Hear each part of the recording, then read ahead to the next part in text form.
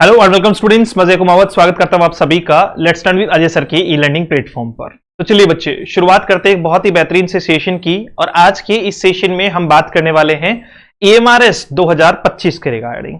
एएमआरएस यानी आपका Eklavya model residential schools को लेकर हम चर्चा करने वाले हैं।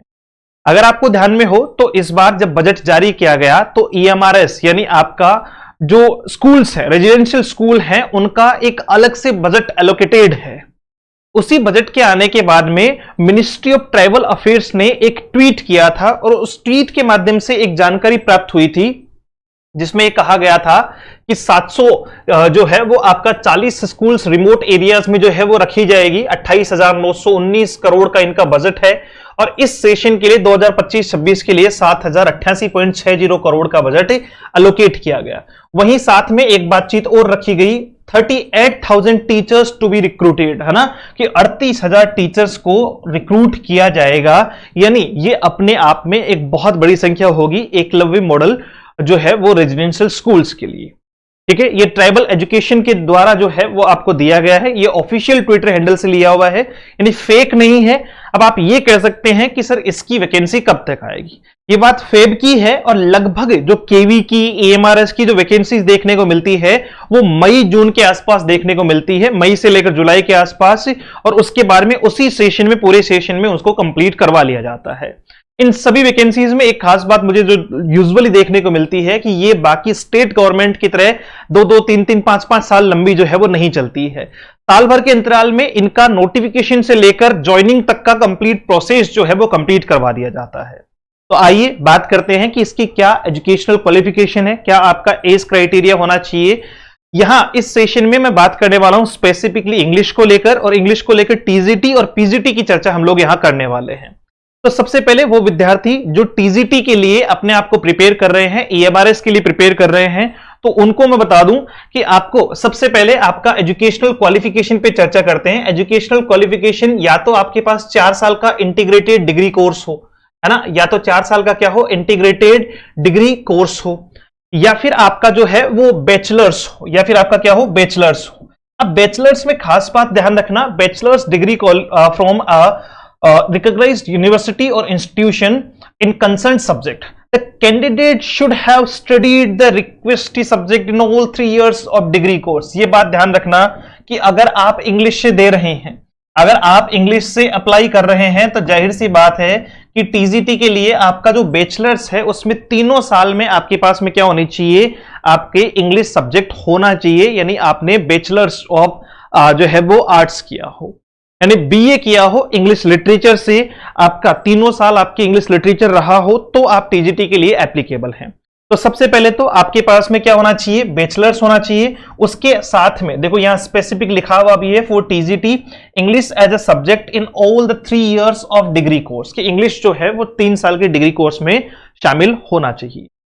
साथ में ही अगर आप जो है वो टीजीटी की तैयारी करने हैं तो आपको क्वालिफाई करना होगा CTET, central teacher eligibility test. क्या क्वालिफाई करना होगा, सीटेट क्वालिफाई करना होगा। आप किसी भी टीजीटी के लिए एप्लीकेबल होना चाहते हैं तो, भले ही आप इंग्लिश की बात कर रहे हैं और सब्जेक्ट की, सभी में यही नियम है। ये पूरी नियमावली मैंने इनके नोटिफिकेशन 2023 से ली है जो एएमआरएस ने टीजीटी और पीजीटी के लिए जारी किया था। उसमें कहा गया है पास द सेंट्रल जो है वो टीचर एलिजिबिलिटी टेस्ट सीटेट जो सीबीएसई कंडक्ट करवाती है वो आपको कंप्लीट करना है, यानी वो आपका क्वालिफाइंग होना चाहिए। साथ में बीएड डिग्री भी आपकी होनी चाहिए। तो 3 चीजें, बीएड हो गया, सीटेट हो गया, और आपका जो है वो साथ साथ में क्या हो गया, बीएड, सीटेट, और आपका बैचलर्स में इंग्लिश सब्जेक्ट हो गया जो इंग्लिश की तैयारी कर रहे हैं। अब सुनो, इसके अलावा जिन लोगों के पास में 4 साल का इंटीग्रेटेड डिग्री कोर्स है, जो सबसे पहले ऑप्शन में अपन ने क्वालिफिकेशन में पढ़ा था, तो उस व्यक्ति को, यानी उस स्टूडेंट को जो है वो बीएड की आवश्यकता नहीं है। इसी डिग्री जो है वो 4 साल के इंटीग्रेटेड कोर्स को ही बीएड कंसिडर कर लिया जाएगा। यानी टीजीटी जिन लोगों को देना है तो सबसे पहले आपका इंग्लिश लिटरेचर से उनके पास में बीए होना चाहिए, 3 साल में उनके पास जो है वो इंग्लिश लिटरेचर होना चाहिए। अगर वो लिटरेचर से देना चाहते हैं तो उसके अलावा उनका जो है वो बीएड होना चाहिए, और बीएड के साथ साथ में उनका सीटेट क्वालिफाई भी होना चाहिए, तब वो एप्लीकेबल है किसके लिए, आपका एएमआरएस टीजीटी के लिए। साथ में ही आपकी उम्र 35 साल से अधिक नहीं होनी चाहिए अगर आप जनरल कैटेगरी में हैं। अगर आप जनरल के अलावा रिजर्व कैटेगरी में है तो आपको अकॉर्डिंग टू पर नॉर्म्स, यानी जैसे 5 साल का, 7 साल का, जो भी एक कंसेशन होता है, एज कंसेशन जिसको अपन बोलते हैं, जैसे ओबीसी को 5 साल का मिलता है, तो उसी के अकॉर्डिंग आपको क्या मिलना चाहिए, वो जनरलाइज एज आपकी उसमें जो है वो आपको क्या मिल जाएगा, रिजर्वेशन वहां पर मिल जाएगा। तो ये तो एजुकेशनल क्वालिफिकेशन हो गई, और साथ साथ में आपका क्या हो गया, जो है वो एज ग्रुप भी आपको ध्यान में है। वही कुछ साथी पीजीटी की तैयारी कर रहे हैं। पीजीटी वालों के लिए तो बहुत आसान सी बातचीत है कि पीजीटी आप जिन भी सब्जेक्ट से करना चाहते हैं, पहली बात पीजीटी वालों की उम्र 40 से ऊपर नहीं होनी चाहिए, और फिर वही एज रिलैक्सेशन है, यानी ओबीसी को आप जोड़ोगे तो 40 + 5 यानी 45 तक की उम्र हो सकती है, वो आपके अकॉर्डिंग है, जैसे एससी एसटी को ज्यादा मिलता है, ओबीसी को उस हिसाब से। फिर आपकी मास्टर डिग्री इन सब्जेक्ट में होनी चाहिए, जैसे इंग्लिश वालों के लिए मास्टर्स आपका पीजी किस में होना चाहिए, इंग्लिश में तो पीजी होना चाहिए सबसे पहली बात। Masters degree in any subject other than the subjects mentioned above will not be considered eligible, यानी इन्हीं में आपका मास्टर्स होना चाहिए। तो अपने पास तो मास्टर्स है इंग्लिश से, जिनका इंग्लिश से एमए है वो कैंडिडेट्स जो है वो क्या कर सकते हैं, वो पीजीटी दे सकते हैं। उनके साथ साथ में उनको क्या क्वालिफिकेशन चाहिए, बीएड जो है वो डिग्री चाहिए। In case of integrated 4 years degree course है तो बीएड जो है वो रिक्वायर्ड नहीं है, जैसा मैंने पहले भी बताया था। यानी सीधा सीधा आपको एमए बीएड चाहिए अगर आप पीजीटी की तैयारी करना चाह रहे हैं। बीएड आपका एमए होना चाहिए किससे सर, एमए होना चाहिए इंग्लिश लिटरेचर से, यानी इंग्लिश से आपका एमए होना चाहिए। और आपका यहां बीए में बैचलर्स में क्या सब्जेक्ट रहा था वो कंसिडर नहीं किया जाएगा पीजीटी के लिए, चाहे आपने बीएससी किया है, आपने बीए किया है या बीकॉम किया है, इट डजंट मैटर। आपका सिर्फ मास्टर्स ऑफ इंग्लिश होना चाहिए और बीएड होना चाहिए, तो आप एप्लीकेबल है किसके लिए, ईएमआरएस के पीजीटी के लिए, ठीक है। और अगर आप टीजीटी दे रहे हैं तो फिर आपका सेम सब्जेक्ट से क्या होना चाहिए, तीनों साल उसको आपने बीए में पढ़ा हो या बीएससी में या बीकॉम में पढ़ा हो, उसके बाद में आपका बीएड होना चाहिए और सीटीएड आपका क्वालिफाइड होना चाहिए। इसके अलावा फीस की अगर बात करें तो टीजीटी और पीजीटी के लिए, बाकी सबके लिए यूआर के लिए 1500 रुपए हैं, और इनके अलावा जो है वो एससी एसटी या यूआर ईडब्ल्यूएस और ओबीसी के लिए 1500 रुपए है फीस, जो फॉर्म फीस की बात कर रहा हूं। और बाकी जो है एससी एसटी या जो है वो फिजिकल हैंडीकैप्ड कैटेगरी के लिए कोई फीस मान्य नहीं है, वो नोटिफिकेशन में भी पता चल जाएगा। आगे बढ़ते हैं। अगर मैं बात करूं टीजीटी की, तो टीजीटी की सैलरी की अगर बात करें तो 7th जो है वो ग्रेड आपको मिलने वाला है 44,900 से लेकर 1,42,400। भैया पैसा बहुत तगड़ा देती है ईएमआरएस, केवीएस, इन दोनों में स्टेट गवर्नमेंट से तो बहुत अच्छी सैलरी है ना। इसके अलावा फिर आपके पर्क्स जुड़ जाते हैं इसमें, डीए टीए वो सारा जुड़ के बहुत अच्छी सैलरी आपको मिलने वाली है, चाहे आप टीजीटी में हो या फिर आप पीजीटी में हो। पीजीटी में तो 8वां वेतन आयोग है, सॉरी आपका जो है वो 8th लेवल है, ग्रेड पे आपका जो है वो 8वां है, 47,600 से 1,51,100, जो आपको depends on the city categorization, यानी एक्स वाई और जेड सिटी के आधार पर मिलता है। तो ये टीजीटी और पीजीटी की सैलरी है। ये भी पता होनी चाहिए, मनी इज मोटिवेशन कहा जाता है कि पैसा बहुत अच्छा मोटिवेशन है। एक आप मेहनत दोनों में करनी है। अगर कोई स्टेट गवर्नमेंट जो है वो फिलहाल के लिए उसकी वैकेंसी नहीं है तो हम सेंट्रल गवर्नमेंट की कर सकते हैं। हाँ, किसी को ये है कि मुझे मेरे पड़ोस में ही स्कूल चाहिए, है ना, पड़ोस में ही मुझे अपना अध्यापक बनना है, तो फिर उसे स्टेट गवर्नमेंट की तैयारी करनी चाहिए। अदरवाइज वो अच्छी जगह पे कहीं पर भी बेहतर तरीके से अपनी जॉब ले सकता है। एग्जामिनेशन आपका किसके अकॉर्डिंग होगा, ओएमआर बेस्ड एग्जाम होता है, पेन पेपर मोड पे होता है, ऑफलाइन होता है, ऑनलाइन नहीं होता है, ठीक है। आपका ओएमआर बेस्ड एग्जाम बता रखा है। अब बात करते हैं इनके जो है वो एग्जाम पैटर्न की। देखो मैंने क्वालिफिकेशंस बता दी। पीजीटी के लिए तो सिंपल है, मास्टर्स चाहिए, बीएड चाहिए, इंग्लिश मास्टर्स से होना चाहिए और आपका बीएड चाहिए, बाकी बैचलर्स आपने किसी से भी किया हो। और वहीं टीजीटी के लिए आपका बैचलर्स उसी सब्जेक्ट से होना चाहिए 3 साल में, उसके साथ में आपका सीटेट और आपका बीएड होना चाहिए। यहां अगर हम बात करें कि सिर्फ पीजीटी और टीजीटी के लिए एग्जाम पैटर्न क्या है, कैसे एग्जाम होगा, तो क्या 2 पेपर होते हैं, 3 पेपर होते हैं, 5 पेपर होते हैं, ऐसा कुछ नहीं है। आपका देखना यहां पे एग्जाम जो है वो objective type 130 marks and language competency test 20 marks का, यानी टोटल कितने हो गए 150 मार्क्स का जो है वो आपका पेपर हुआ। अब इसमें से क्या है जो सबके कॉमन आएगा, सुनना, चाहे आप इंग्लिश, हिंदी, संस्कृत, मतलब जिससे भी कर रहे हो, आपका कोई भी सब्जेक्ट से आप पीजीटी दे रहे हो, वहां संस्कृत नहीं है, इसमें संस्कृत नहीं है शायद इसमें पीजीटी में, मेरे ख्याल से, मैं एक बार और चेक कर लेता हूं। हाँ, संस्कृत नहीं है इसमें, ठीक है। अब देखो तो जनरल अवेयरनेस के 10 क्वेश्चन आते हैं, ये सब के आएंगे, भले ही आप किसी भी सब्जेक्ट से जो है वो एप्लीकेबल हो। उसके अलावा रीजनिंग एबिलिटी के 20 क्वेश्चन आते हैं, वो सबके आएंगे। नॉलेज ऑफ आईसीटी जो कंप्यूटर है उसके 10 क्वेश्चन आते हैं, वो सबके आएंगे। टीचिंग एप्टीट्यूड के 10 क्वेश्चन आते हैं, वो सबके आएंगे। यानी कितने हो गए? 20, 30, 50 क्वेश्चन तो कॉमन है। 50 क्वेश्चन 50 मार्क्स के तो क्या होंगे? कॉमन होंगे, जो सबको देने हैं। उसके बाद में आपका क्या आता है? डोमेन नॉलेज आता है। मतलब डोमेन स्पेसिफिक अगर नॉलेज की बात की जाए तो आपको यहां दिखाई पड़ रहा होगा 70 + 5 + 5, यानी टोटल कितने हो गए? 80 हो गए। कितने हो गए? 80 हो गए। अब इस 80 का क्या मैटर है वो समझ लो। देखो 50 + 80, ठीक है, +20, ये ऐसे है पैटर्न। 50 नंबर का तो कॉमन है आपको, चाहे आप इंग्लिश से भी तैयारी कर रहे हो तो फिर आपको उसमें क्या पढ़ना है? जीए मतलब जनरल अवेयरनेस भी पढ़ना है, रीजनिंग के भी क्वेश्चंस आएंगे, आईसीटी भी आएगा, टीचिंग एप्टीट्यूड भी आएगा। फिर डोमेन में क्या आता है? सब्जेक्ट स्पेसिफिक सिलेबस, जो मैं आपको एक नए वीडियो में डिस्कस करता हुआ दिखाई पड़ूंगा। वहां पर हम जो है वो सब्जेक्ट स्पेसिफिक सब्जेक्ट के बारे में बात करेंगे। 70 क्वेश्चन आपको वहां से मिलेंगे, ठीक है। मतलब इंग्लिश की अगर बात करें तो लिटरेचर का, या मान लो एनसीईआरटी का, या जो भी पोर्शन दिया हुआ है सिलेबस में हम लोग चर्चा करेंगे, ग्रामर का, वो कॉम्प्रिहेंशन का, वोकैब का, तो 70 क्वेश्चन तो वहां से आएंगे पीजीटी में। उसके अलावा 5 क्वेश्चन पेडागोजी के आएंगे और 5 क्वेश्चन नेशनल एजुकेशन पॉलिसी 2020 के आएंगे, ठीक है। ये आराम से, ये तो जो है वो इजीली सब बच्चा कर लेता है। थोड़ा सा पॉलिसी पढ़नी है और संभवतः कोशिश होगी कि मैं खुद ही पढ़ा दूंगा इसको। तो उसके बाद में हम बात करते हैं 20 क्वेश्चन जो है वो किसके हैं? सर वो लैंग्वेज के हैं। लैंग्वेज कॉम्पिटेंसी टेस्ट है, general English and general Hindi, 10-10 question है ना, 10-10 मार्क्स की। इंग्लिश अलग से है इसमें, देखना, इंग्लिश 10 की और हिंदी 10 की, इंग्लिश 10 की और हिंदी 10 की। This part is qualifying in nature only with in minimum 40% marks in each language.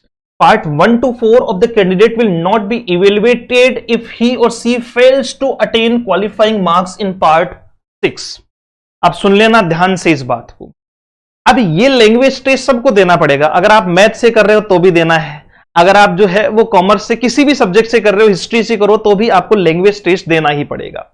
ये 20 क्वेश्चन यानी 20 नंबर का जो है वो खेल आपको देखना पड़ेगा यहां पे। अब इसमें थोड़ी सी ध्यान देने लायक बात यह है कि इसमें आपको 4-4 नंबर लाने हैं। कितने नंबर लाने हैं? 4-4 नंबर लाने हैं। ये क्वालिफाइंग है नेचर में, यानी जुड़ेगा जो है वो आपका किसमें है? नेचर में। ये जो है वो क्वालिफाइंग है। This part is qualifying in nature only. आपको 4% यानी आपको 40% यानी 4-4 मार्क्स आपको लाने हैं। अगर आपके मान लीजिए कि इस वाले पेपर में इंग्लिश में, यहां लैंग्वेज में मान लो कोई इंग्लिश का है तो इसके इंग्लिश में तो आ जाएंगे 4 नंबर, लेकिन उसके हिंदी में मान लो 4 नहीं आए, वो 3 पे अटक गया, तो उसको बाकी 1 से 5 तक उसका जो है वो मान्य नहीं होगा, यानी ऊपर वाले मार्क्स उसके जो है वो कवर नहीं होंगे, वो बाहर हो जाएगा। बाकायदा साफ साफ लिखा है कि अगर आपका जो है वो 40% आप मिनिमम उसमें नहीं ला पाते हो तो पार्ट 1 से लेकर 5 तक कैंडिडेट का जो है वो इवेलुएट नहीं किया जाएगा। डन। ये पूरा पार्ट है और साथ में ही आपको नीचे लिख कर दिया हुआ है for all subject PGT part 1 to 6 will be common, part 5 will be subject specific, है ना, कि 1 से लेकर 6 तक तो सबके लिए कॉमन है भाई। 1 से सॉरी ये जो है वो 1 2 3 4 और 6 ये तो सबके लिए कॉमन है, और सिर्फ 5वें में सब्जेक्ट स्पेसिफिक है भाई। यहां इंग्लिश वाले की इंग्लिश आ जाएगी, हिंदी वाले की हिंदी आ जाएगी, और जो है वो हिस्ट्री वाले की हिस्ट्री आ जाएगी। तो बस वही चेंज है, बाकी सब कुछ कॉमन है। लेकिन मेन पार्ट तो वही है ना, क्योंकि इसमें तो सबका कंपटीशन है, सब लोग पढ़ेंगे। मेन तो वो सब्जेक्ट स्पेसिफिक ही बताएगा। फिर इसके साथ में टीजीटी का पैटर्न क्या है वो भी मैं आपको बता देता हूं। तो टीजीटी का पैटर्न है, एग्जाम में ऑब्जेक्टिव टाइप 120 क्वेश्चन है और लैंग्वेज के 30 जो है वो क्वेश्चन है। आपको इसमें माइनस मार्किंग भी होती है, प्लस के लिए यानी पॉजिटिव पॉइंट के लिए, पॉजिटिव क्वेश्चन के लिए 1 नंबर, और आपका नेगेटिव के लिए 1/4 जो है वो नेगेटिव है।